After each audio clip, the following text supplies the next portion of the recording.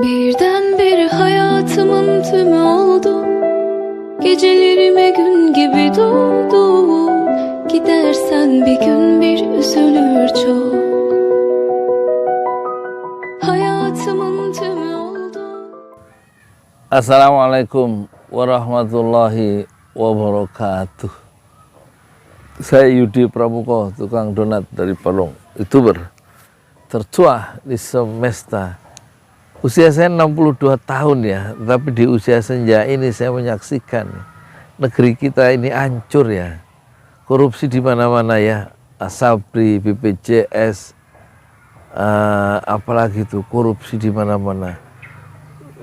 Bupati anu ditangkap karena korupsi. Korupsi, orang itu memperkaya diri sendiri, ada apa? Rasa tamak, rasa greedy, rasa ingin membuat apa, mendapatkan gunung emas yang pertama, lembah yang pertama berisi emas, setelah dapat lagi pengen lagi lembah emas yang kedua dan seterusnya. Dan kata Rasulullah, orang yang pencinta dunia tadi akhirnya yang dia dapat bukan emas, tetapi dia mulutnya disumpal oleh tanah waktu dia di kuburan. Jadi nggak bermakna juga ya harta yang dikejar itu. Siang malam mengumpul kekayaan, membangun perusahaan. Ada seorang anak penguasa dalam 7 tahun kekuasaan ayahnya maksudnya, itu dia punya 60 perusahaan. Itu kan gila ya kan. Ya berarti ada teman-teman ayahnya dalam rangka untuk menjilat dan mendekat kekuasaan, itu kemudian mengajak kerjasama sang anak dari penguasa itu, sehingga anak itu menjadi cepat berkembang ya, karena punya perusahaan sampai 60, atau karena kekuasaan ayahnya, otoritas ayahnya, perusahaan-perusahaan pemerintah itu dipaksa dalam tanda petik ya untuk menyetor uang ke perusahaan-perusahaan itu dengan cara yang seolah-olah legal, dan memang legal tapi dengan niat yang jahat ya, kan bisa diakali itu. Dan ada operator-operatornya untuk memperkaya kekuasaan, memperkaya bisnis yang di lingkungan mereka, sehingga kekayaan itu beredar di antara mereka saja ya. Inilah negara Indonesia ya. Jadi kalau kata Jeffrey Winters, itu seorang Indonesianis ya, itu dia mengatakan Indonesia itu dirampok ya oleh maling-maling katanya. Maling-maling yang canggih-canggih itu, yang sarjana-sarjana dan berdasi itu, yang lebih sophisticated ya. Sophisticated maksudnya lebih canggih dia dalam memindahkan ya uang di satu tempat menjadi uang ke kantong dia atau ke kantong teman-temannya dia. Inilah Indonesia yang rusak ya. Rusak karena banyak maling-maling ya. Kalau bahasa kerennya banyak koruptor-koruptor, dan koruptor itu mendapat juga potongan ini ya, potongan tahanan ya, oleh pihak tertentu, dimudahkan ya. Sehingga kalau dihukum 4 tahun tapi kekayaannya sudah berapa triliun, dia tenang-tenang aja, karena sebentar lagi dia bebas ya.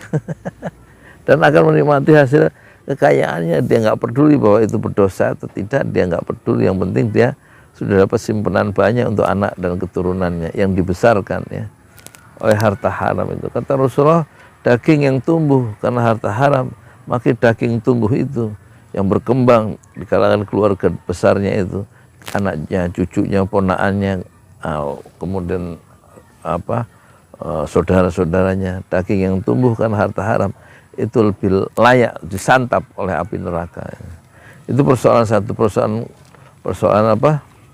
Korupsi ya, yang ada di semua lembaga, di institusi pemerintah, apalagi di luar itu ya. Dan kemudian masalah lain apa? Masalah pendidikan ya. Kita itu berada di belakang halaman Asia. Kualitas pendidikan kita kalah dengan Malaysia, kalah dengan Vietnam, kalah dengan Hong Kong, kalah dengan Singapura ya. Indonesia itu lemah dari segi pendidikan ya. Sehingga untuk memotong rantai kemiskinan lewat pendidikan itu sukar. Kenapa? Nah, karena orang yang berpendidikan itu sangat kurang ya, dan tidak dibantu oleh pemerintah secara full ya.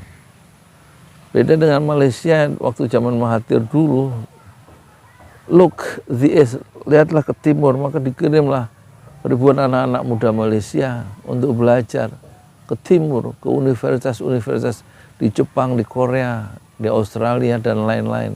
Dan kembali ke Malaysia, mereka kemudian baru membayar cicilan dana yang dibayarkan, dipinjemin dulu oleh pemerintah Malaysia. Dan mereka bekerja untuk membangun perusahaan sendiri.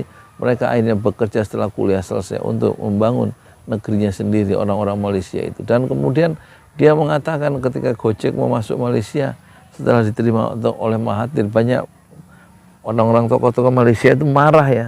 Gojek itu tidak cocok, bukanlah masa depan ya dari anak-anak muda Malaysia, katanya begitu. Itu bisa dibaca di online ya.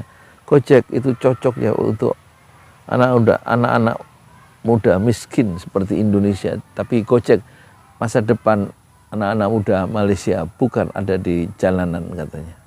Wah, omongan yang sangat keras ya dari Malaysia, dari tokoh-tokoh Malaysia, ingin melindungi, memprotek ya generasi baru supaya tidak dimanfaatkan oleh para kapitalis yang makin kaya dengan menghisap ya anak-anak muda yang mencari makan di jalanan melalui deru campur debu. Malaysia menolak Gojek ya, karena dia ingin melindungi anak muda Malaysia supaya lebih bermartabat, memiliki masa depan yang lebih layak ya, sebagai generasi baru Malaysia.